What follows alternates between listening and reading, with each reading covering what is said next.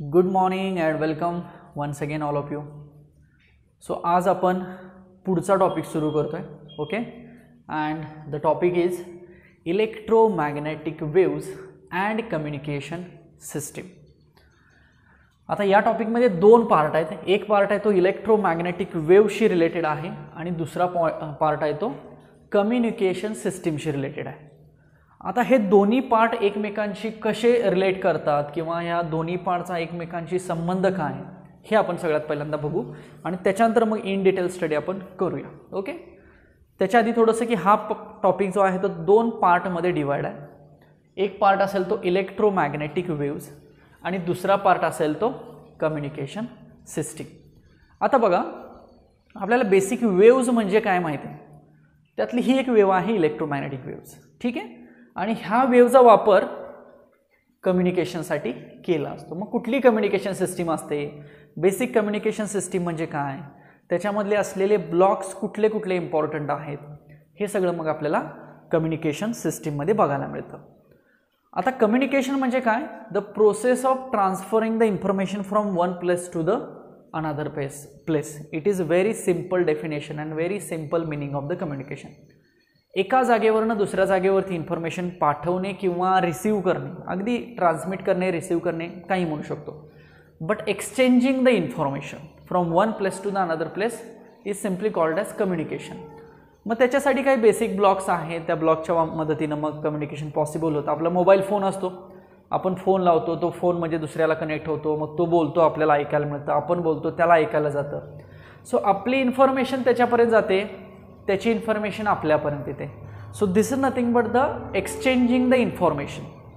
एकमेकांना इन्फॉर्मेशन आपण देतोय, घेतोय, देवाणघेवाण करतो इन्फॉर्मेशनची.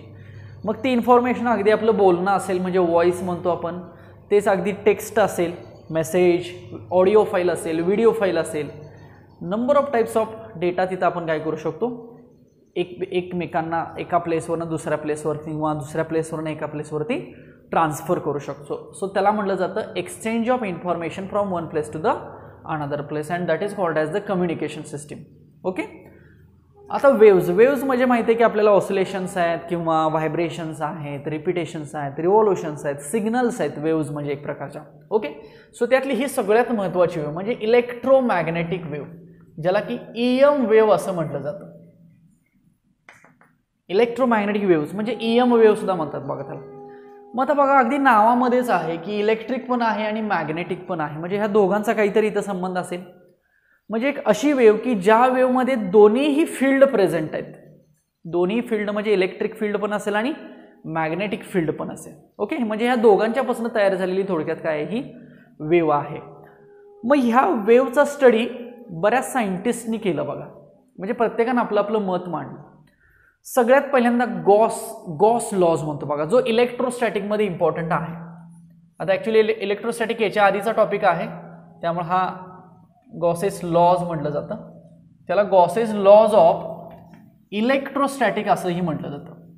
Gauss's laws of electrostatics. Okay, so Gauss law हा चार्जशी रिलेटेड त्याची थेरी डिफाईन करतो, चार्ज. आणि शेवटी चार्ज हा इलेक्ट्रिक करंटसाठीच गरजेचा आहे ना, आणि इलेक्ट्रिक करंट असेल की तिथं वेव्ह येऊ शकते. ओके, म्हणजे चार्जचा कुठंतरी त्या इलेक्ट्रोमॅग्नेटिक वेव्हशी संबंध आहे. सो गॉसनं चार्जशी स्टडी डिफाईन केला. मग चार्ज सांगितलं की मोनोपोल चार्ज नसतात, चार्ज हे दोन प्रकारचे असतात. जसं मॅग्नेटिक डायपोल असतं तसं इलेक्ट्रिक डायपोल असतं. म्हणजे ज्या ज्या काही इलेक्ट्रिकला कन्सेप्ट आहेत त्याच मॅग्नेटला असतात. सो दोघांची ॲनॉलॉजी डिफाईन केली गेली आणि त्यात गॉसनं चार्जचा स्टडी सांगितला. मग गॉस थेरम पण सांगितला. मग त्याच्यामध्ये त्यानं नॉर्मल इलेक्ट्रिक इंडक्शन सांगितलं. टोटल नॉर्मल इलेक्ट्रिक इंडक्शन हे is equal to total charge असतं हे सांगितलं त्यानं. सो गॉसचा मग इन डिटेल स्टडी आहे ते इलेक्ट्रोस्टॅटिकमध्ये. पण गॉसनं इथं आपल्याला काय शिकायचं आहे की गॉसनं चार्ज रिलेटेड स्टडी मांडली. मग चार्ज प्लस किंवा आहे, मायनस किंवा आहे, त्यांच्यातला डिस्टन्स, त्यांच्यावरती असलेला फोर्स, त्याच्यामध्ये असणारे इलेक्ट्रिक लाईन्स, तिथं असलेलं इलेक्ट्रिक फील्ड, तिथं असलेली परमिटिव्हिटी, तिथं असलेली परमिटिव्हिटी ऑफ फ्री स्पेस, हा सगळा स्टडी मग त्या इलेक्ट्रोस्टॅटिकमध्ये येतो. सो बेसिक एवढंच लक्षात ठेवा की गॉसनं सुद्धा इलेक्ट्रोमॅग्नेटिकसाठी चार्जचा स्टडी डिफाईन केला. त्याच्यानंतर फॅराडेज लॉज असतो बघा. आता Faraday's law, Gauss law, Faraday's law तुम्हाला इन डिटेल 12th ला सुद्धा येतात. गॉस लॉ इलेक्ट्रोस्टॅटिकमध्ये आहे, फॅराडेज लॉ हा 12वीला इलेक्ट्रोमॅग्नेटिक इंडक्शनमध्ये येतो.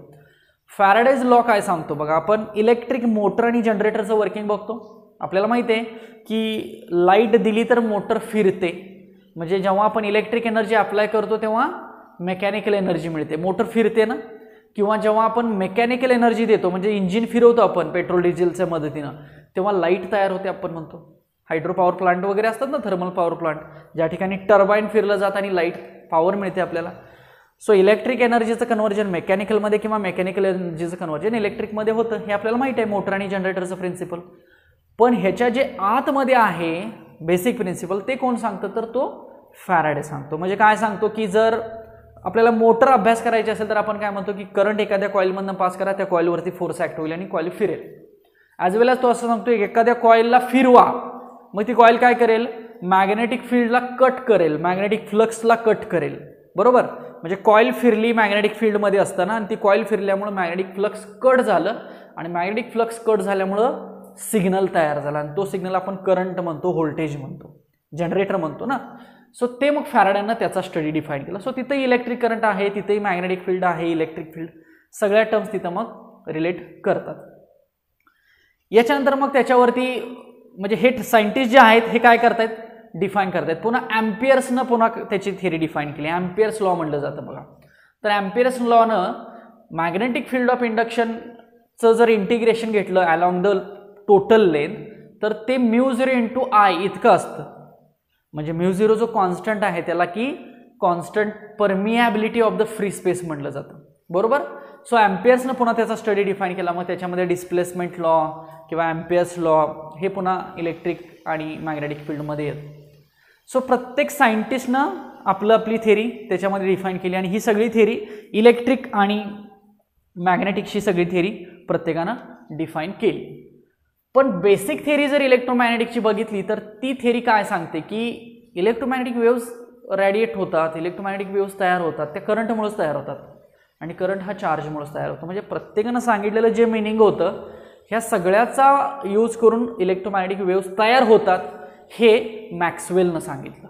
मॅक्सवेल सायंटिस्ट काय सांगतो की इलेक्ट्रोमॅग्नेटिक वेव्ह ज्या आहेत त्या वेव्समध्ये दोन कंपोनंट्स आहेत, एक इलेक्ट्रिक कंपोनंट आहे आणि एक मॅग्नेटिक कंपोनंट आहे आणि हे दोन कंपोनंट्स एकमेकांना परपेंडिक्युलर आहेत आणि हे ज्या डायरेक्शनला प्रोपोगेट होतात त्या डायरेक्शनला ते सुद्धा परपेंडिक्युलरलीच प्रोपोगेट होतात. म्हणजे ते ट्रान्सवर्स इन नेचर आहेत असं मॅक्सवेलनं सांगितलं. ओके. पुन्हा मॅक्सवेलनं असंही सांगितलं की त्याची जी व्हेलॉसिटी आहे ती व्हेलॉसिटी ऑफ लाईट एवढीच असते. व्हेलॉसिटी ऑफ लाईट कशी डिफाईन केली जाते तर 1/√μ0 इंटू इप्सिलॉन नॉट घेतलं जातं. त्यातला μ0 हा मॅग्नेटशी रिलेटेड आहे आणि इप्सिलॉन नॉट हा इलेक्ट्रिकशी रिलेटेड आहे. म्हणजे शेवटी दोघं पण आलेच. म्हणजे जी काही आपल्याला लाईट मिळते ना आता सूर्यापासून मिळते किंवा अगदी व्हेलॉसिटी ऑफ लाईट म्हणतो आपण, त्या लाईटमध्ये दोन कंपोनंट्स आहेत, एक इलेक्ट्रिक कंपोनंट आहे आणि एक मॅग्नेटिक कंपोनंट आहे आणि हे दोन्ही कंपोनंट्स एकमेकांना परपेंडिक्युलर वेक्टर्स आहेत आणि हे डायरेक्शन ऑफ प्रोपोगेशनला सुद्धा परपेंडिक्युलर आहे. म्हणजे फॉर एक्झाम्पल असं, म्हणजे हा इलेक्ट्रिक असेल हा मॅग्नेटिक असेल तर this is the direction of propagation. So सगळे एकमेकांना कसे झाले, परपेंडिक्युलर टू ईच अदर झाले. सिंपल. सो हा स्टडी सगळा मॅक्सवेलनं केला. बरीचशी इक्वेशन्स प्रत्येकानं आपल्या आपल्या पद्धतीनं डिफाईन केलेले आहेत आणि त्याचा वापर कुठेतरी इलेक्ट्रोमॅग्नेटिक वेव्हसाठी होत असतो. मग आता ह्या इलेक्ट्रोमॅग्नेटिक वेव्हचा उपयोग कुठं कुठं होतो तर आत्ता बघतो की आपण जे आत्ताचं कम्युनिकेशन आहे हे कम्युनिकेशन पूर्णपणे बेस आहे कशावरती, इलेक्ट्रोमॅग्नेटिक रॅडिएशन्सवरती बेस आहे किंवा इलेक्ट्रोमॅग्नेटिक वेव्हजवरती हे सगळं बेस आहे. सगळं कम्युनिकेशन घ्या, ज्यांना रेडिओ वेव्ज म्हटलं जातं, मायक्रोवेव्ज म्हटलं जातं, infrared, visible, ultraviolet, X rays, gamma rays, हे सगळ्या वेव्ज आहेत ना, ह्या सगळ्या एक प्रकारच्या इलेक्ट्रोमॅग्नेटिक रॅडिएशन्स आहेत. ओके. फक्त काय की प्रत्येकाच्या व्हॅल्यू ज्या आहेत फ्रिक्वेन्सीच्या असेल वेव्हलेंथच्या असेल ह्या कशा आहेत थोड्याफार वेगवेगळ्या आहेत. ओके. मग आजकालचं इंटरनेट असेल, सॅटेलाईट कम्युनिकेशन असेल, टेलिव्हिजन असेल, ओके, मेडिकल फील्ड असेल किंवा अगदी कुठलंही एक बेसिक कम्युनिकेशन घ्या, नेटवर्किंग असेल, ह्या प्रत्येक ठिकाणचं जे काही कम्युनिकेशन होतं ते कम्युनिकेशन इलेक्ट्रोमॅग्नेटिक वेव्हच्या मदतीनं होतं. मग याच्यासाठी इलेक्ट्रोमॅग्नेटिक स्पेक्ट्रम पण आपण पुढच्या लेक्चरमध्ये बघणार आहोत की त्या स्पेक्ट्रममध्ये कुठल्या कुठल्या वेव्ज आहेत, कुठल्या कुठल्या टाईपच्या वेव्ज अवेलेबल आहेत, त्यांची वेव्हलेंथ काय आहे, त्यांची फ्रिक्वेन्सी काय आहे, त्यांचं नेचर नक्की काय आहे. आता या सगळ्यांच्या मध्ये सी जो आहे, सी म्हणजे काय, व्हेलॉसिटी ऑफ लाईट, तो मात्र सगळ्यांच्यासाठी कसा घेतला जातो, कॉन्स्टंट घेतला जातो. आपण ते कॅरेक्टरिस्टिकमध्ये पण बघणार आहोत. आता फक्त मी तुम्हाला इलेक्ट्रोमॅग्नेटिक वेव्ज याच्याबद्दल थोडक्यात स्टडी सांगतो. सो गॉसनं थेअरी डिफाईन केली, फॅराडेजनं डिफाईन केली, ॲम्पियर्सनं डिफाईन केली, त्याच्यानंतर त्यांच्यात मॉडिफिकेशन करून मॅक्सवेलनं ती थेअरी डिफाईन केली. सो ह्या सगळ्या सायंटिस्टनी सांगितलं की ह्या ज्या वेव्ज आहेत ह्या वेव्ज एका चार्जपासून मिळतात किंवा इलेक्ट्रिक करंट फ्लो झाला तर वेव्ज मिळतात, हे प्रत्येकजण सांगतो. ओके, आपल्याला इलेक्ट्रिक फील्ड आणि मॅग्नेटिक फील्ड माहिती आहे की चार्जमुळे इलेक्ट्रिक फील्ड तयार होतं आणि मॅग्नेट्समुळे मॅग्नेटिक फील्ड तयार होतं. आणि जेव्हा ह्या दोन्ही गोष्टी कंबाईन येतात तेव्हा दोन्ही फील्ड तयार होतात आणि त्या दोन्ही फील्डची डायरेक्शन कशी असते, एकमेकांना परपेंडिक्युलर असते. सो आपल्याला जर नेचर ड्रॉ करायचं झालं तर आपण ग्राफिकल रिप्रेझेंटेशनच्या मदतीनं इलेक्ट्रोमॅग्नेटिक वेव्हचं नेचर सुद्धा काय करू शकतो, फाइंड आउट करू शकतो. ओके, सो ते नेचर आपण बघूया की कशा पद्धतीनं इलेक्ट्रोमॅग्नेटिक वेव्ज ह्या डायग्रामच्या मदतीनं किंवा ग्राफच्या मदतीनं डिफाईन केल्या जातात. ओके, ग्राफिकल रिप्रेझेंटेशन म्हणतो मी, graphical representation of electromagnetic waves, ज्याला की मी EM वेव्ज असंही म्हटलं तरी चालेल. फॉर एक्झाम्पल बघा, इथं मी शॉर्टमध्ये सांगतो तुम्हाला. हे 3 ॲक्सिस घेऊया आपण, याला नावं कशी देऊ शकतो आपण, ह्याला X म्हणू, ह्याला Y म्हणू, ह्याला Z म्हणू, काही हरकत नाही. ओके, ही जी डायरेक्शन आहे ह्याला आपण इलेक्ट्रिक फील्डची डायरेक्शन असं म्हणूया, E बार म्हणतो मी त्याला. ही जी डायरेक्शन आहे त्याला आपण मॅग्नेटिक फील्डची डायरेक्शन आहे असं म्हणूया. आणि ही जी डायरेक्शन आहे ह्याला म्हणूया आपण वेव्ह प्रोपगेशन. ही डायरेक्शन कसले, वेव्ह प्रोपगेशन डायरेक्शन म्हणतो मी याला. म्हणजे या साईडला वेव्स अशा ट्रान्सफर होणार आहेत, ट्रान्समिट होणार आहेत. ओके, सो हेच ग्राफिकल रिप्रेझेंटेशन कसं काढलं जातं बघा.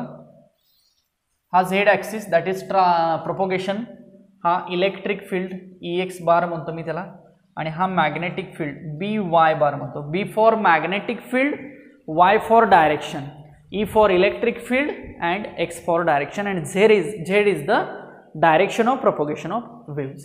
Okay, मग आता ह्या ज्या वेव्ज आहेत ह्या ट्रान्समिट होत असताना कशा पद्धतीने होतात, अगदी सिंपल ग्राफ आहे, काही अवघड नाही आहे. आपण साइन वेव्ह कशी काढतो ना, सेम तशी साइन वेव्ह याच्यामध्ये डिफाईन करायची, ड्रॉ करायची. आता पहिल्यांदा आपण E साठी ड्रॉ करूया. आता E तर कसा, असा कंपोनंट आहे ना, सो असा E जाणार आहे लाईक दिस. ओके, परपेंडिक्युलर आहे बघा ह्या झेडला, आणि हा जो आहे ना तो असा जाणार आहे लाईक दिस. म्हणजे हा झेड आहे, ह्या झेडला जर हा B कन्सिडर केला तोही परपेंडिक्युलर आहे, आणि हा झेड आहे, ह्या झेडला E जरी कन्सिडर केला तरी तोही कसा आहे, परपेंडिक्युलर आहे. सो E बघा असं आहे लाईक दिस, असं असेल sine wave. So these are the components. बघा हे जे मी कंपोनंट्स दाखवते हे सगळे कसे आहेत, इलेक्ट्रिक वेक्टर्स म्हटलं जातं यांना. All these components are nothing but the electric vectors. आता B कुठं आहे तर हा B ह्या E ला परपेंडिक्युलर, मग हा E असेल तर B असा असेल ना तुमच्याकडे असेल, म्हणजे लाईक थोडासा तिरका दाखवतो मी, बरोबर का, आणि याची डायरेक्शन अशी दाखवतो बघा लाईक दिस. समजतंय का बघा. So this is the direction of E and B. म्हणजे E हा व्हर्टिकल आहे आणि B हा असा हॉरिझॉन्टल आहे, आणि दोघं जण इकडे चाललेले आहेत Z डायरेक्शनला, झेडला, propagation direction. Okay, so this is the graphical representation of the electromagnetic wave. आणि ह्या इलेक्ट्रोमॅग्नेटिक वेव्ज ह्या ट्रान्सवर्स इन नेचर असतात, transverse in nature. These electromagnetic waves are transverse in nature. आता ट्रान्सवर्स म्हणजे काय तर एखाद्या वेव्हचे जे व्हायब्रेशन्स असतात ते व्हायब्रेशन्स प्रोपोगेशन डायरेक्शनला परपेंडिक्युलर जातात, आणि जर तेच व्हायब्रेशन प्रोपोगेशन डायरेक्शनला पॅरलल जात असतील तर त्या वेव्ज असतात लॉन्जिट्युडनल वेव्ज. ट्रान्सवर्स आणि लॉन्जिट्युडनल ह्या दोघांचा स्टडी साऊंड वेव्हमध्ये इन डिटेल केला जातो, किंवा वेव्ज म्हणून टॉपिक असतो, वेव्ज मोशन वेव्ज, त्या वेव्ज टॉपिकमध्ये ह्याचा स्टडी डिटेल केला जातो. पण तरी पण लक्षात ठेवा, एखादी वेव्ह आणि त्या वेव्हचं जर पार्टिकल मीडियम व्हायब्रेट होत असेल परपेंडिक्युलर कुणाला, डायरेक्शन ऑफ प्रोपगेशनला, तर ती वेव्ह झाली ट्रान्सवर्स वेव्ह. आणि जर एखाद्या वेव्हचं पार्टिकल मीडियम त्या डायरेक्शन ऑफ प्रोपगेशन वेव्हला जर पॅरलली जात असेल तर ती वेव्ह झाली लॉन्जिट्युडनल वेव्ह. ओके. सो ते साऊंडमध्ये इन डिटेल आहे. इथं लक्षात ठेवा transverse wave. So electromagnetic wave is the transverse wave. आपण कॅरेक्टरिस्टिकमध्ये सुद्धा अजून याचे इन डिटेल पॉईंट्स बघणार आहोतच. फक्त हे इंट्रोडक्शन झालं की नक्की इलेक्ट्रोमॅग्नेटिक वेव्ज काय, कारण ह्या 4 सायंटिस्टनं त्याच्यावरती स्टडी केलेलं आहे. ह्या चौघांची इक्वेशन्स पण आहेत, ती इक्वेशन्स पण आपण हवं तर कॅरेक्टरिस्टिक्समध्ये बघणार आहोत. सो प्रत्येकानं electromagnetic waves related basic theory सांगितली आणि मॅक्सवेलनं सांगितलं की चार्जपासून जर करंट फ्लो होत असेल तर तिथं जी काही वेव्ह तयार होते त्याच्यामध्ये 2 कंपोनंट्स असतात, एक इलेक्ट्रिक कंपोनंट पण असतं आणि एक मॅग्नेटिक कंपोनंट पण असतं आणि ते दोन्ही कंपोनंट्स एकमेकांना परपेंडिक्युलर असतात. Okay. So this is just about the introduction of the electromagnetic waves. आता आपण याच्या पुढचा पॉईंट बघूया, कॅरेक्टरिस्टिक्स ऑफ द वेव्ह. आज आपण 2च पॉईंट बघणार आहोत. हा झाला आपला पहिला पॉईंट आणि दुसरा पॉईंट असेल महत्त्वाचा, characteristics of the electromagnetic waves आणि त्याच्यानंतर आपण त्याच्यावरती एका टाईपचे न्यूमेरिकल्स जे बुकमध्ये आहेत अनसॉल्वडमधले त्याचं डिस्कशन करणार आहोत. ओके. चलो राईट डाऊन, एवढं लिहून घ्या, मी हे रब करतो.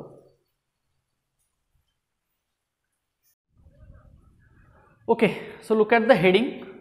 So characteristics of electromagnetic waves. आपण 1 बाय 1 बघूया. प्रत्येक कॅरेक्टरिस्टिक्सचं मिनिंग तुम्हाला इन डिटेल मी एक्सप्लेन करतो. बुकप्रमाणेच जाऊया आपण. सो सगळ्यात पहिली कॅरेक्टरिस्टिक सांगायची झाली तर मी मगाशी काय म्हटलं की इलेक्ट्रिक फील्ड आणि मॅग्नेटिक फील्ड एकमेकांना कशा आहेत, परपेंडिक्युलर आहेत. Okay. So electric field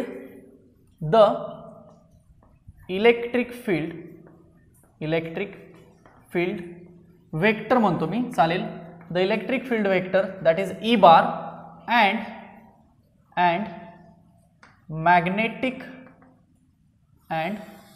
magnetic field vector B bar are perpendicular to each other.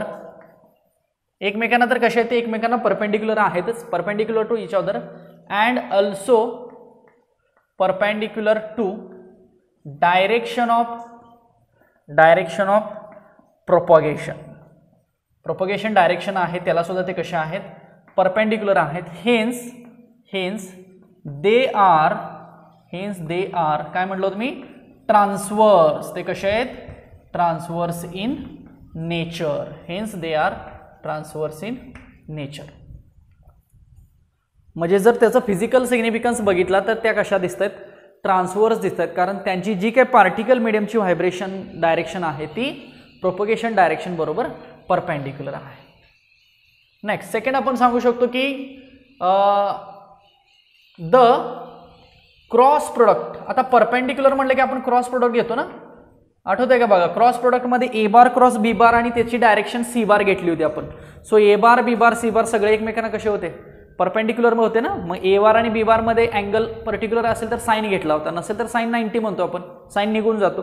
So the cross product of म्हणजे मॅग्नेटिक फील्ड आणि इलेक्ट्रिक फील्डचा cross product. So that is cross product of E bar and B bar. बघा व्यवस्थित समजते का, E bar and B bar gives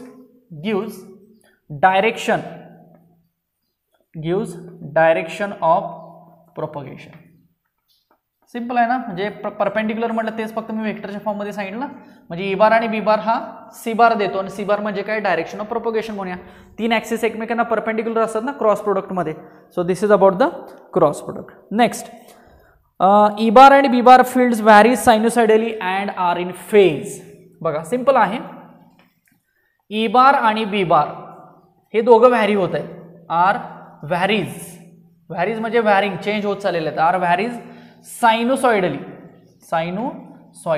ह्याचा अर्थ काय, साइन वेव्ह मिळतात ना sinusoidally. Okay. And they are in phase. बघा इन फेजचा अर्थ काय, दोघांचा फेज डिफरन्स हा 0 आहे, दोन्ही सेमच आहेत. जर ई अशी असेल तर बी पण अशीच असते, फक्त डायरेक्शन कशी एकमेकांना परपेंडिक्युलर आहे, म्हणून त्याला इथं इन फेज असं म्हटलेलं आहे. बघा मी तुम्हाला इन फेज आणि आउट ऑफ फेजचा अर्थ बऱ्याच वेळेला सांगितलेला आहे आणि in phase out of phase सिग्नलमध्ये बऱ्याच वेळेला येतं, त्यामुळे तो अर्थ लक्षात ठेवा की इन फेज नक्की काय आहे आणि आउट ऑफ फेज नक्की काय आहे ते. Okay. So E bar and B bar vary sinusoidally and they are in phase. So this is one of the characteristic. Okay. Electromagnetic waves, मी फक्त ईएम वेव्स म्हणतो.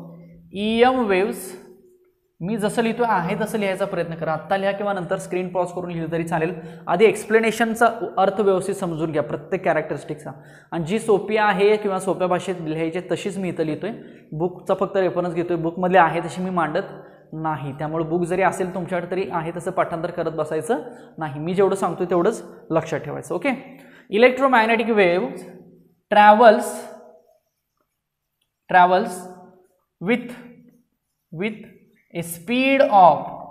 travels with a speed of c, that is c is equal to 3 into 10 raised to 8 meter per second, since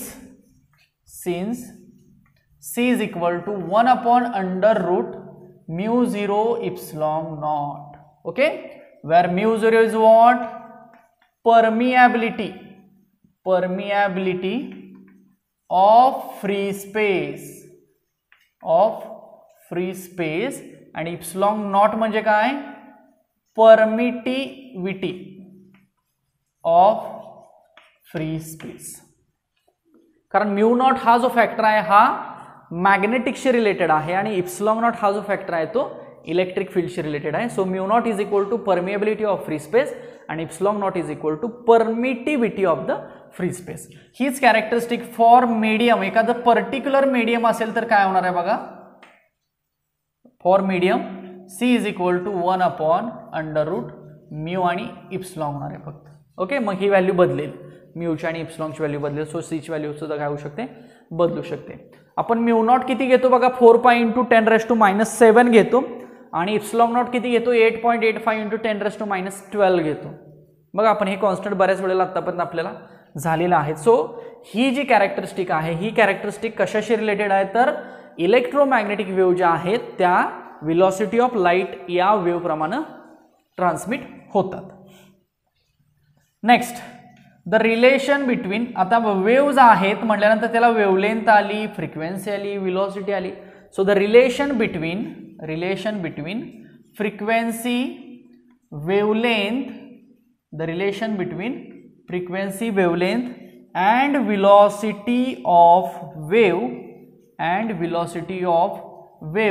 is c is equal to nu lambda. Very important relation, that is c is equal to nu lambda. लक्षात येतंय का बघा. this is the relation between velocity of light, then frequency of the wave and wavelength of the wave असं म्हटलं तरी चालेल. So c is equal to nu lambda is the very important relation. The electromagnetic waves obey the principle of superposition. बघा, the EM waves obeys principle of superposition. सुपरपोजिशनचा अर्थ समजतोय का बघा. सुपरपोजिशन म्हणजे resultant of the two waves, that is summation of the two waves, sum or difference असं म्हणतो आपण. सो दोन वेव्ह जेव्हा एकत्र येतील तेव्हा त्यांचा रिझल्टंट मिळतो, तेव्हा त्या ॲड होतात. ॲड झाल्या म्हणजे थोडक्यात त्या सुपर इम्पोज झाल्या. ओके, आणि त्याला सुपरपोजिशन थेरम सुद्धा म्हटलं जातं. सो सुपरपोजिशनची जी काही कंडिशन आहे ती कंडिशन काय होते, ह्या वेव्हकडनं सॅटिस्फाय केली जाते. So electromagnetic waves obeys the superposition principle. So these are the again अजून कॅरेक्टरिस्टिक्स आहेत, पण ह्या 6 बघा. पहिली दुसरी अगदी डायरेक्शनशी रिलेटेड सांगितली, परपेंडिक्युलरशी रिलेटेड सांगितली. तिसऱ्यामध्ये आपण साइन वेव्ह बरोबर व्हॅरी होते असं सांगितलं. चौथ्यामध्ये आपण व्हेलॉसिटी ऑफ लाईट कशी काढली हे सांगितलं. त्याच्यानंतर हे ॲक्च्युली 5वी कॅरेक्टरिस्टिक होऊ शकते फॉर मीडियमसाठी. पुन्हा या कॅरेक्टरिस्टिकमध्ये आपण रिलेशन सांगितलं की व्हेलॉसिटी ऑफ लाईट असेल, वेवलेंथ असेल, फ्रिक्वेन्सी असेल, ह्याच्यामधलं रिलेशन कुठलं असेल तर हे रिलेशन असेल. सो हे रिलेशन प्रत्येक वेव्हसाठी इम्पॉर्टंट आहे. आणि याच्यामध्ये सांगितलं की आपल्या इलेक्ट्रोमॅग्नेटिक वेव्ह ज्या आहेत त्या सुपरपोजिशन प्रिन्सिपल ज्या आहेत त्या फॉलो करतात किंवा ओबे करतात असं म्हटलं जातं. चला आता ह्या लिहून घ्या सगळ्या कॅरेक्टरिस्टिक, अजूनही आहेत, याच्या पुढच्या बघूया. ओके, नेक्स्ट कॅरेक्टरिस्टिक बघूया. 7 नंबर लिहितोय मी इथं मी. ओके, ही कॅरेक्टरिस्टिक काय डिफाईन करते बघा. द रेशो ऑफ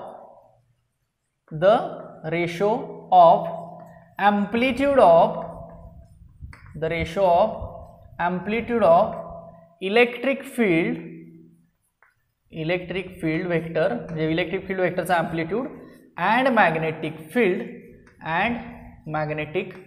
फील्ड बघा the ratio of amplitude of electric field and magnetic field gives the value of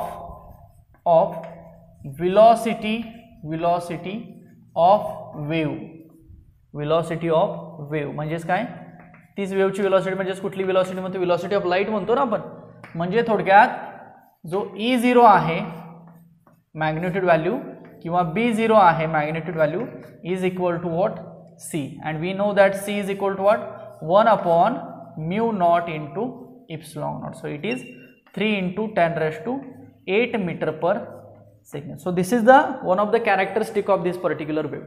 मग तुम्हाला याच्यामध्ये लक्षात येईल बघा हा याच्यापेक्षा प्रॉमिनंट आहे कुणापेक्षा B0 पेक्षा कारण E0 ची व्हॅल्यू याच्यामध्ये आपल्याला कशी दिसते जास्त दिसते okay so this characteristic shows the relationship between electric field और the magnitude of electric field we can say that as well as the ratio of electric field and magnetic field which gives the velocity of light and आपल्याला माहिती आहे की velocity of light किती असते 3 into 10 raised to 8 so this is one of the characteristic of the electric field electromagnetic wave okay electric field vector is more prominent than magnetic field vector more prominent बघा एक तर value जास्त आहे आणि prominent आहे कोण electric field so electric field vector is more prominent prompt म्हणतो ना आपण prompt more prominent than magnetic field vector एक सिंपल कॅरेक्टरिस्टिक आपण अशी डिफाइन करू शकतो की इलेक्ट्रिक फील्ड जे आहे ते मॅग्नेटिक फील्ड पेक्षा कसं आहे मोर प्रॉमिनंट आहे असं आपण म्हणलं तरी चालू शकेल ओके याच कॅरेक्टरिस्टिकमध्ये मी थोडंसं एक दोन पॉईंट्स पुन्हा रिपीट करतो बघा electric field is responsible for optical effect due to electromagnetic wave बघा इथंच लिहितो electric field is responsible for optical effect optics light से रिलेटेड शब्द है ना optical effect due to electromagnetic waves optical effect आपल्याला कुठल्या इलेक्ट्रिक फील्डमुळे बघायला मिळतो म्हणून इलेक्ट्रिक फील्ड वेक्टर जो आहे त्याला लाईट वेक्टर असं सुद्धा म्हटलं जातं म्हणजे इलेक्ट्रिक फील्ड वेक्टर आहे किंवा इलेक्ट्रिक फील्ड जे आहे त्यालाच लाईट फील्ड किंवा लाईट वेक्टर सुद्धा म्हटलं तरी सुद्धा चालू शकतं कारण तो ऑप्टिकल इफेक्ट देतो आणि ऑप्टिक्स किंवा ऑप्टिकल इफेक्ट म्हणजेच काय थोडक्यात लाईट इफेक्ट म्हणून इलेक्ट्रिक फील्ड वेक्टरला आपण काय म्हणू शकतो लाईट वेक्टर असं सुद्धा म्हणू शकतो next intensity of wave is proportional to the square of its amplitude बघा इंटेन्सिटी ऑफ वेव्ह म्हणजे जी काही वेव्ह असेल लाईट असेल त्याची जी काही इंटेन्सिटी आहे ही कशी असेल डायरेक्टली प्रोपोर्शनल असेल so intensity of the wave is directly proportional to square of its amplitude intensity of wave is directly proportional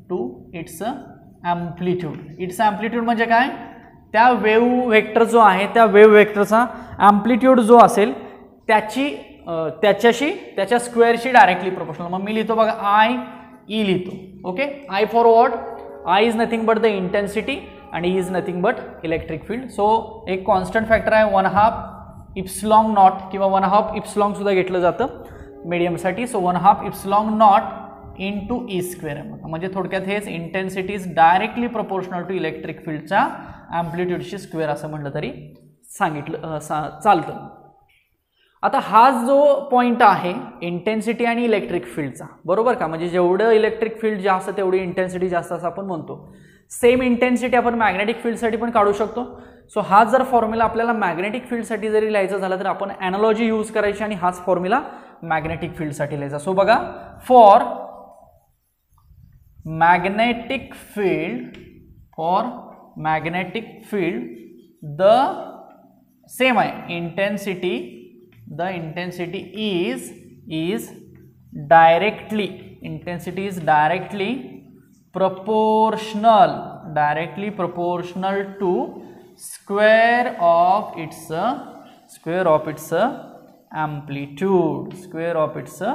amplitude, म्हणजेच हे I E च्या ऐवजी मी IB करतो बघा. So is equal to 1/2. आता जसं इथे इप्सिलॉन नॉट आहे ना, तसं आपल्याला ते म्यू नॉट लिहिलं पाहिजे. आणि इप्सिलॉन नॉट आणि म्यू नॉटचं रिलेशन कसं आहे बघा, 1/μ0. आणि हे ईच्या ऐवजी b² म्हणूया. चालेल का बघा. म्हणजेच IB is directly proportional to b². Magnitude जो आहे अँप्लिट्यूडचा त्याचा स्क्वेअर घेतला शेवटी. ओके. फक्त इथे एक कारण तुम्ही लिहू शकता, सिन्स म्हटलं तरी चालेल. Since epsilon naught is directly proportional to, किंवा इज इक्वल टू म्हटलं तरी चालेल,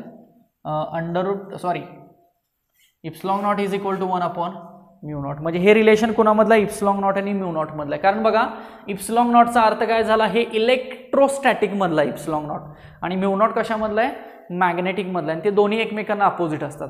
इप्सिलॉन नॉट काय डिफाइन करतं, permittivity of the free space define करतं. आणि म्यू नॉट काय डिफाइन करतं, तर परमिएबिलिटी, मॅग्नेटिझम मधली ही प्रॉपर्टी आहे, permeability of the free space define करतं. ओके. सो हे रिलेशन दोघांचं अशा पद्धतीनं आहे. So this is again one of the characteristic. अजून एक बघूया. The energy of EM wave is equally distributed. The energy of EM wave शेवटची कॅरेक्टरिस्टिक आहे, त्यामुळे मी इथंच लिहितो. कुठं तर इथं लिहितो बघा, energy of EM wave is equally distributed. म्हणजे त्याचा आता intensity same. So I is equal to IB म्हटलं तरी चालेल. म्हणजे हे दोन फॉर्म्युले सेम आहेत असं आपण म्हणूया. फक्त हा तो इलेक्ट्रिकसाठी आहे किंवा इलेक्ट्रिक फील्डसाठी आहे, आणि हा जो फॉर्म्युला आहे तो मॅग्नेटिक फील्डसाठी. सो आपण इक्वल डिस्ट्रीब्युशन ऑफ इंटेन्सिटी म्हणा किंवा इक्वल डिस्ट्रीब्युशन ऑफ एनर्जी म्हटलं तरी सुद्धा चालू शकेल. बघा किती कॅरेक्टरिस्टिक्स, जवळपास आपण 12 कॅरेक्टरिस्टिक्स सांगितल्या कोणाच्या, इलेक्ट्रोमॅग्नेटिक वेव्हच्या. ओके.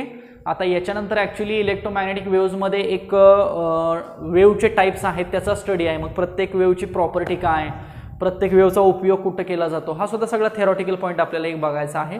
आणि एक आपल्याला इलेक्ट्रोमॅग्नेटिक स्पेक्ट्रमची डायग्राम ड्रॉ करून आपल्याला त्याचा स्टडी करावा लागेल. सो एवढा स्टडी हा आपल्या पहिल्या पार्टमध्ये असेल. कदाचित पुढच्या लेक्चरला तो पार्ट संपवून जाईल, आणि मग शेवटच्या लेक्चरला, तिसऱ्या किंवा चौथ्या लेक्चरला मग हा राहिलेला जो पार्ट आहे म्हणजेच कम्युनिकेशन सिस्टीमचा तोही संपून जाईल. म्हणजे मॅक्स टू मॅक्स एक 4 लेक्चर टॉपिक संपवायला लागतील, आणि त्याच्यानंतर अजून 1-2 लेक्चर जे आहेत मग त्याच्यामध्ये काही न्यूमेरिकल्स आणि CETचे क्वेश्चन्स आपल्याला डिस्कस करावं लागतील. त्यामुळे मॅक्सिमम 6 लेक्चर्समध्ये हा टॉपिक, 6 ते 7 धरू आपण, 6 लेक्चर्समध्ये किंवा 7 लेक्चर्समध्ये हा टॉपिक व्यवस्थित संपून जाईल. Okay. So these are the characteristics of the electromagnetic waves. Right down this.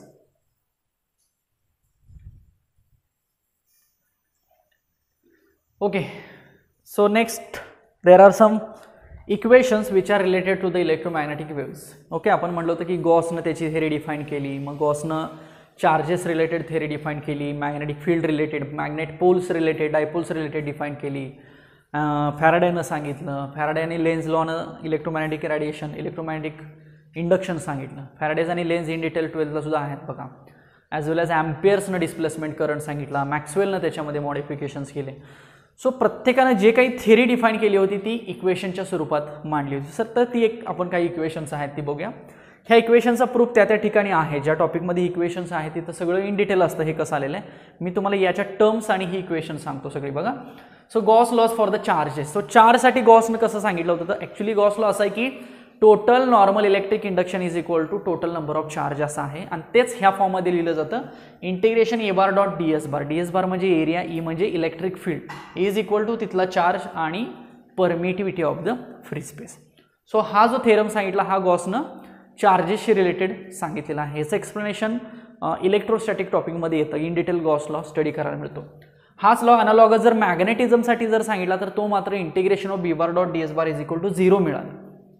Okay, कारण चार्जेसमध्ये चार्ज अवेलेबल होता, पण इथं मात्र काय झालं की मॅग्नेटिक लाईन्स काय क्लोज्ड लूप झाल्या बघा, नॉर्थपासून चालू झाल्या आणि साऊथला संपल्या, पण साऊथमधून आत नॉर्थपर्यंत आल्याच ना. मॅग्नेटिक लाईन ज्या होते त्या आपल्याला माहित होतं की नॉर्थकडनं साऊथकडे जातात, पण साऊथकडून पुन्हा नॉर्थकडे आतल्यामध्ये जातात. सो क्लोज लूप झाला ना. सो क्लोज लूप इंटिग्रेशन मग काय घेतलं जातं, 0 घेतलं जातं. त्यामुळे हे इक्वेशन मग काय आलं, 0 आलं. त्याच्यानंतर फॅराडेज लॉज आणि लेन्झ लॉ सांगितले बघा. मी मगाशी जनरेटर म्हटलं बघा. जनरेटरमध्ये काय होतं, आधी इंजिन फिरतं ना. इंजिन फिरल्यामुळे काय होतं, टर्बाईन्स फिरतात आणि टर्बाईन्स फिरले की ते मॅग्नेटिक फ्लक्सला कट करतात आणि EMF तयार होतं. मग इथं जे आहे ना मॅग्नेटिक फ्लक्स dφ/dt त्याची रिव्हर्स डायरेक्शन असते, बॅक EMF असतं, म्हणून मायनस साईन आलं. सो EMF = dφ/dt असं इक्वेशन मिळतं.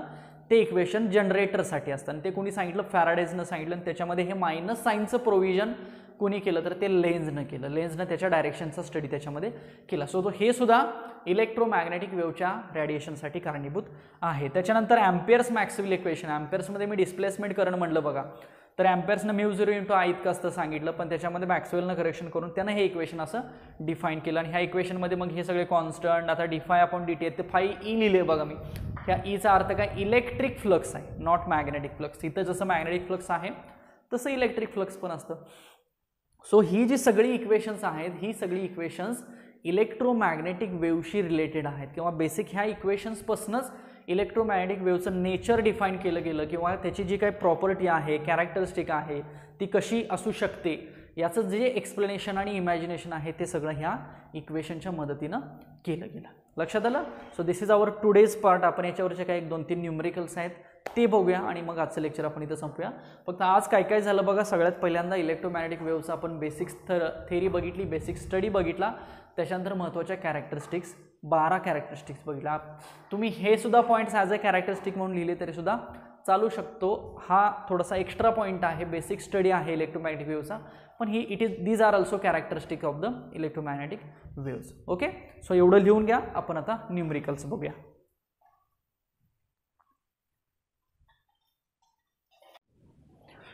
ओके. टेक्स्टबुक सगळ्यांच्याकडे असेलच. टेक्स्टबुकमधले काही न्यूमेरिकल्स आहेत बघा, त्याचं डिस्कशन आपण करूया. सगळ्यांनी टेक्स्टबुक समोर घ्या जवळ असेल तर.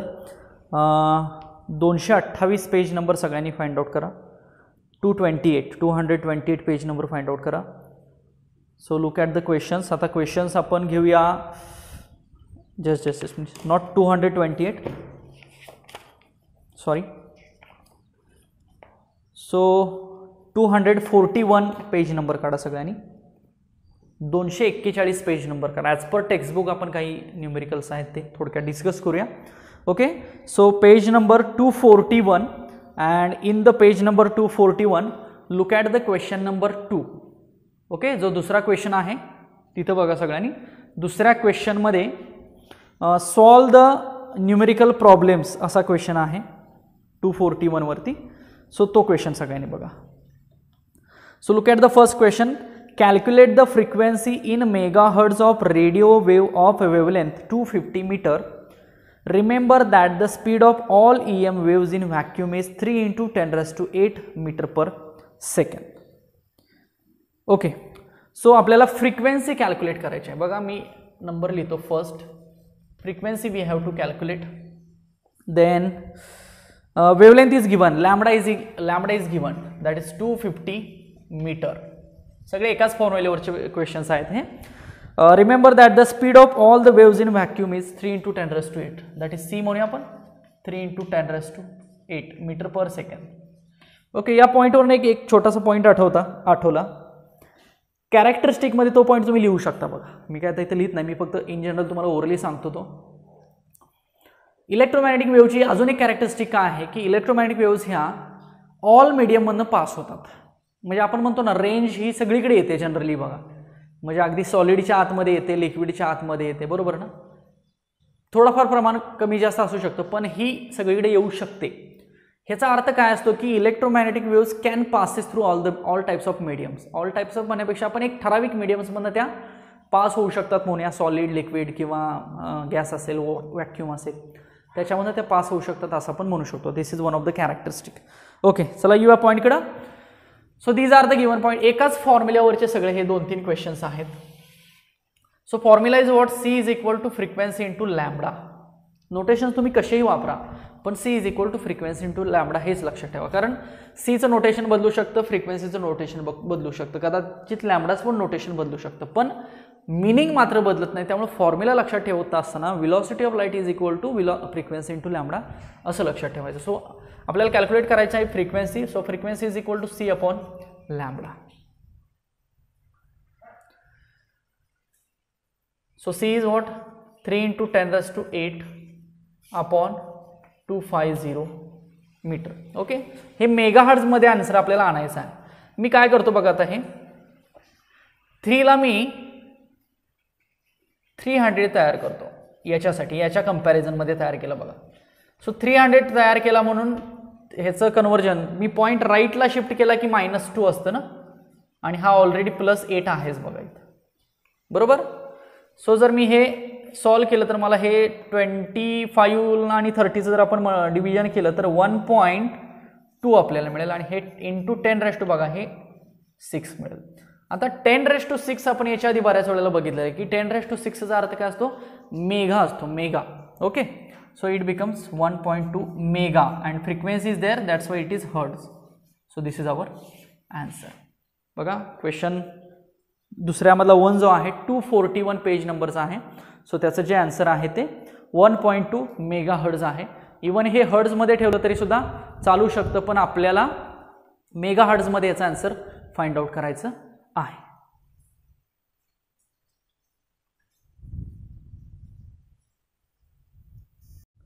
चला पुढचा बघूया क्वेश्चन. सेम टाईपचा आहे, तीन न्यूमरिकल्स आहेत ते संपूर्ण टाकूया.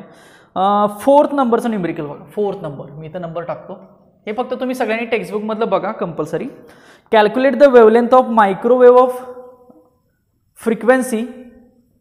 Calculate the wavelength of microwave of frequency 8 GHz. Frequency दिलेली आहे 8 GHz आणि वेवलेंथ विचारलेली आहे. सी घेऊया आपण 3 × 10⁸ मीटर पर सेकंड घेऊया and we have to calculate the lambda. So पुन्हा lambda is equal to what, c is equal to what, nu lambda. So lambda is equal to C upon frequency. फक्त हाच थोडाफार फरक होते, बाकी formula सगळीकडे same आहे. सी किती घ्यायचं आता, 3 × 10⁸ घ्यायचं आणि न्यू किती घ्यायचं मग आता, new 8 GHz. So convert 8 × 10⁹ hertz. हे सुद्धा बऱ्याच वेळेला तुम्हाला सांगितलेलं आहे. सो 8 × 10⁹. सो इट बिकम्स, वर्षाला आपण 30 करूया. 30 केला तर हा 10⁻7 होणार, हा खालचा वरती गेला की -9 होणार आणि अपॉन हे 8 होणार. सो 8 × 24 आणि 3.75 × 10⁻, हे किती होईल बघा, -2 होईल. So this is the lambda. ह्यालाच मग आपण 3.75 सेंटीमीटर म्हणूया. बघा 10⁻² ला मी काय केलं, सेंटी आहे असं इमॅजिन केलं, कन्सिडर केलं. सो आपण आन्सर लिहू शकतो 3.75 × 10⁻² म्हणजेच 3.75 सेंटीमीटर असं म्हटलं तरी सुद्धा चालेल. Okay, so this is the answer of this question. Next पुढचा बघूया 5 नंबर. बघूया 5 number. In an electromagnetic wave, the electric field oscillates sinusoidally at a frequency 2 × 10⁻10. Frequency दिलेली आहे 2 × 10⁻10 hertz. Again frequency is given. Okay, what is the wavelength of the wave. पुन्हा same question आहे. Lambda is equal to question mark, C is equal to पुन्हा 3 × 10⁸ meter per second. याच्यामध्ये बघा formula सगळीकडे same राहील, फक्त थोडा फरक कुठं पडेल, मग तुम्हाला काही कन्वर्जन्स येतील बघा. मग GHz येईल, मेगाहर्ट्ज येईल, किंवा अगदीच लॅम्बडाचं कन्वर्जन पण येऊ शकतं, नॅनोमीटर येऊ शकतं, सेंटीमीटर येऊ शकतं, त्याच्यानंतर अगदी स्मॉल म्हटलं की मिलीमीटर येऊ शकतं. सो ही जी कन्वर्जन्स आहेत ही कन्वर्जन्स करून मग तुम्हाला आन्सर सॉल्व्ह करता येईल. बाकी बेसिक फॉर्म्युला आहे तो सगळीकडे सेमच राहील. सो पुन्हा एकदा मी सॉल्व्ह करतो. So lambda is equal to what, C upon frequency. So C is 3 × 10⁸ and frequency is what, 2 × 10⁻10 आहे. So it becomes 1.5 × 10⁻. आता हा 10 वरती गेला तर -2 होईल ना. सो पुन्हा लॅम्बडा इज इक्वल टू आपण काय लिहू शकतो, 1.5 × 10⁻2 मीटर असतं बघा हे, आणि हेच आपण सेंटीमीटरमध्ये पण लिहूया ना. So lambda is equal to 1.5 so centimetre असं सुद्धा लिहिलं तरी सुद्धा चालू शकतं. बघा लक्षात येत आहेत का, म्हणजे या तिन्ही न्यूमरिकलचा अर्थ जवळपास एकच आहेत. तुम्हाला कधी वेव्ज बदलू शकतात, वेव्हचं नाव बदलू शकतात, वेव्हची व्हेलॉसिटी तुम्हाला कदाचित आता इथं जनरली सगळीकडे सेम असते, कारण इलेक्ट्रोमॅग्नेटिक वेव्हची वेलोसिटी सगळीकडे सेम आहे. वेव्हची फ्रिक्वेन्सी आणि वेव्हलेंथमध्ये काय मात्र होऊ शकतो, चेंज होऊ शकतो. कारण जर आपण इलेक्ट्रोमॅग्नेटिक स्पेक्ट्रम जर बघितला तर त्या स्पेक्ट्रमवरच्या ज्या काही वेव्ज आहेत ह्या सगळ्या इलेक्ट्रोमॅग्नेटिक वेव्ज म्हणल्या जातात आणि त्यांची जी काही वेलोसिटी आहे ती मात्र सगळ्यांची कशी घेतली जाते, कॉन्स्टंट घेतली जाते. फक्त वेव्हलेंथ आणि फ्रिक्वेन्सीज काय होत राहतात, बदलत राहतात. त्यामुळे तेवढी कॅरेक्टरिस्टिक बदल. त्यामुळे फॉर्म्युला जरी तोच असला तरी तुम्हाला फक्त फ्रिक्वेन्सी आणि वेव्हलेंथच्या व्हॅल्यूज काय होत जातात, बदलत जातात. बघा लिहा इथपर्यंत. So these are some numericals based upon today's topic. Okay, so इथपर्यंत तुम्हाला समजलं असेल असं कन्सिडर करतो. अजूनही काही बरेचसे बुकमध्ये आता न्यूमेरिकल तसं बघितलं तर ह्या टॉपिकला आपण कमी आहेत म्हणतोय, पण बुकमध्ये बरेचसे न्यूमेरिकल्स दिलेले आहेत. पण आपण आपले जे जे पॉईंट्स आहेत ते पॉईंट्स कव्हर झाल्यानंतर आपण हे सगळे न्यूमेरिकल डिस्कस करूया. थोडंसं मी स्लो घ्यायचा प्रयत्न करतो कारण कंटेंट कमी आहे. त्यामुळे उगाच लगेचच 1-2 टॉपिकमध्ये लेक्चरमध्ये हा टॉपिक संपला असं व्हायला नको. कारण आपण 2 पार्टमध्ये हा डिवाइड करूया टॉपिक. आता पहिला तर पार्ट आपला अजून सुरू आहे, म्हणजे इलेक्ट्रोमॅग्नेटिक वेव्ज. याच्या आधी कसं असायचं की फक्त इलेक्ट्रोमॅग्नेटिक वेव्ज हाच टॉपिक फक्त 11th ठेवलेला होता आणि जो 12th जो कम्युनिकेशन सिस्टीम आहे मग हा 12th सेपरेट टॉपिक ठेवलेला होता. पण आता थोडासा सिलेबस रिवाईज केल्यामुळे काय झालं की हे दोन्ही पार्ट एकाच टॉपिकमध्ये ठेवलेले आहेत आणि टॉपिकलाच नाव असं दिलेलं आहे की electromagnetic waves and communication system. त्यामुळं दोन्ही पार्ट एकत्र करून याचा आपल्याला स्टडी, आपण स्टडीसुद्धा करताना तसाच करूया. त्यामुळे 2 पार्ट्समध्ये तुम्हाला हा देईन. कदाचित 2 लेक्चरमध्ये पहिला पार्ट संपूया, दुसऱ्या 2 लेक्चरमध्ये दुसरा पार्ट संपूया आणि कंपॅरेटिव्हली स्टडी करायचा बघा. याच्यामध्ये हा एक लक्षात ठेवा, सेकंड पार्टमध्ये जर ऑप्टिक्स आणि इलेक्ट्रोस्टॅटिक ह्या 2 टॉपिकची डिफिकल्टी सोडली तर जे काही राहिलेले टॉपिक्स आहेत ते सगळे सोपे आहेत. फक्त इलेक्ट्रोस्टॅटिक आणि वेव्ज का, ऑप्टिक्स का थोडा डिफिकल्ट वाटतो कारण तो वास्ट आहे, त्याच्यामध्ये सिलेबस कंटेंट जास्त आहे म्हणून. बाकी अदरवाईज दुसरं कारण कुठलं नाही आहे. पण हा जर टॉपिक बघितला तर ह्यातलं कंपॅरिझन आपल्याला व्यवस्थित करता येतं. Okay, so this is our today's study, that is electromagnetic waves. आपण बेसिक बघितलं की इलेक्ट्रोमॅग्नेटिक वेव्ज ही कशासाठी वापरली जाते. भरपूर ॲप्लिकेशन्स आहेत. ज्या ज्या ठिकाणी कम्युनिकेशन होतं त्या सगळ्या ठिकाणी इलेक्ट्रोमॅग्नेटिक वेव्हचा वापर केला जातो. इंटरनेट कम्युनिकेशन असेल, मेडिकल कम्युनिकेशन असेल, मिलिटरी कम्युनिकेशन असेल, सॅटेलाइट कम्युनिकेशन असेल, every type of communication is based upon the electromagnetic waves. कारण इलेक्ट्रोमॅग्नेटिक वेव्ह हा एक मेन कन्सेप्ट आहे आणि त्याच्या सगळ्या वेव्ज तयार होतात. त्यामुळे ह्या सगळ्या वेव्हचा वापर वेगवेगळ्या ॲप्लिकेशनसाठी, युजेससाठी केला जातो. आणि प्रॅक्टिकली जर आत्ता आपण बघितलं तर आपल्याला इन डिटेल कम्युनिकेशन हे हँडल करायला मिळते. म्हणजे तुमच्याही पिढीला आत्ता मोबाईल, अगदी स्मार्टफोन तुम्ही वापरताय, बरोबर ना. सो एवढी ॲप्लिकेशन्स आत्ता ह्या आपल्या फिजिक्समध्ये किंवा फिजिक्समधले जे काही इनबिल्ट पार्ट आहेत यांची युजेस आणि ॲप्लिकेशन्स आहेत. याचा उपयोग काय होईल तर याचा उपयोग तुम्हाला प्रॅक्टिकली कंपॅरिझन करून कुठंतरी अभ्यासाला त्याची डेफिनेटली मदत होईल. ओके, सो इलेक्ट्रोमॅग्नेटिक वेव्ज हा बऱ्याच ठिकाणी वापरले जातात कम्युनिकेशन पर्पजसाठी आणि त्याच्या बेसवरती मग हे सगळं कम्युनिकेशन होत असतं. मग कम्युनिकेशन सिस्टीममध्ये पुन्हा काही बेसिक ब्लॉक्स आहेत. ते बेसिक ब्लॉकसुद्धा आपल्याला याच्यामध्ये स्टडी करायचे आहेत, ज्याच्यामध्ये आपल्याला ट्रान्समीटर बघायला मिळतो, रिसिव्हर बघायला मिळतो, मॉड्युलेशनच्या टेक्निक्स बघायला मिळतात. बघा तुम्ही आता FM हा शब्द ऐकत असाल, फ्रिक्वेन्सी मॉड्युलेशन. ओके, AM ऐकत असाल, ॲम्प्लिट्यूड मॉड्युलेशन. सो ह्या ज्या कन्सेप्ट आहेत ह्या सगळ्या कन्सेप्टसुद्धा कशावर डिपेंड आहेत, ह्या इलेक्ट्रोमॅग्नेटिक वेव्जवरती डिपेंड आहेत आणि याची सगळी ॲप्लिकेशन्स आता आपल्याला बघायला मिळतात. ओके, सो इलेक्ट्रोमॅग्नेटिक वेव्हची इंट्रोडक्शन बघा व्यवस्थित, त्याच्या कॅरेक्टरिस्टिक ह्या थोडंसं तोंडपाठ करायचा प्रयत्न करा. त्याची जी काही मॅथमॅटिकल इक्वेशन्स होती ती लिहून काढा, कारण त्याच्यावरती न्यूमेरिकल्स आपल्याला बरीचशी बघायला मिळतील. ओके, सो आज थांबूया आपण इथंच, भेटूया पुढच्या पॉईंटला याच्यामधली पुढची कन्सेप्ट घेऊन. तोपर्यंत सगळ्यांनी अभ्यास करा आणि काही शंका असतील तर मग तशा व्हॉट्सअपला मेसेज करा, आपण त्याच्यावरती डिस्कशन करूया. Thank you so much.